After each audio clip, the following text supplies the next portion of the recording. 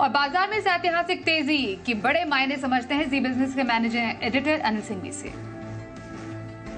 भारतीय बाजारों में रहा एक और ऐतिहासिक ट्रेडिंग सेशन। जी हां, रिकॉर्ड पर रिकॉर्ड बनने का सिलसिला लगातार तीसरे दिन आज भी जारी रहा।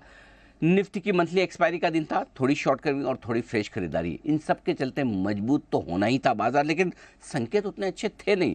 डाउ नैस्डैक मिलाजुला कारोबार करके सपाट बंद हुए। डाउ फ्यूचर सुबह से दबाव में थे, एशिया दबाव में था और हमारे यहाँ भी थोड़ी कमजोर शुरुआत के संकेत गिफ्ट निफ्टी से आ रहे थे और शुरुआती कारोबार में बाजार थोड़े लड़खड़ाते हुए नीचे आए भी, लेकिन 23,800 के आसपास अच्छा मजबूत सपोर्ट निफ्टी ने लिया और बैंक निफ्टी ने 52,600 के आसपास सपोर्ट लिया और उसके बाद वहां से पीछे मुड़कर नहीं देखा।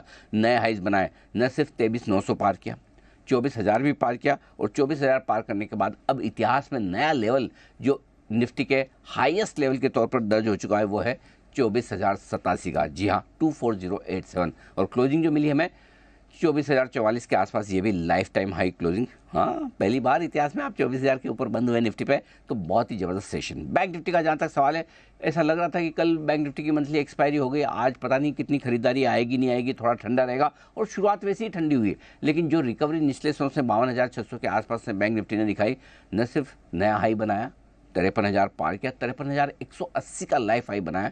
उसके बाद जैसे आईटी शेयर हुए, ऑटो शेयर हुए, उन्होंने तेजी की कमान संभाली तो बैंक निफ्टी थोड़ा पीछे हो गया। हल्के से आप कह सकते हैं कि शांति के साथ बैंक निफ्टी हल्के नुकसान के साथ 51 पॉइंट नीचे बंद होता हुआ दिखा, ये कह सकते हैं। तो लाइफ टाइम हाई क्लोजिंग आज नहीं थी, वो कल थी। सेंसेक्स पर आते हैं। पहली बार 79,000 के पार निकला है सेंसेक्स।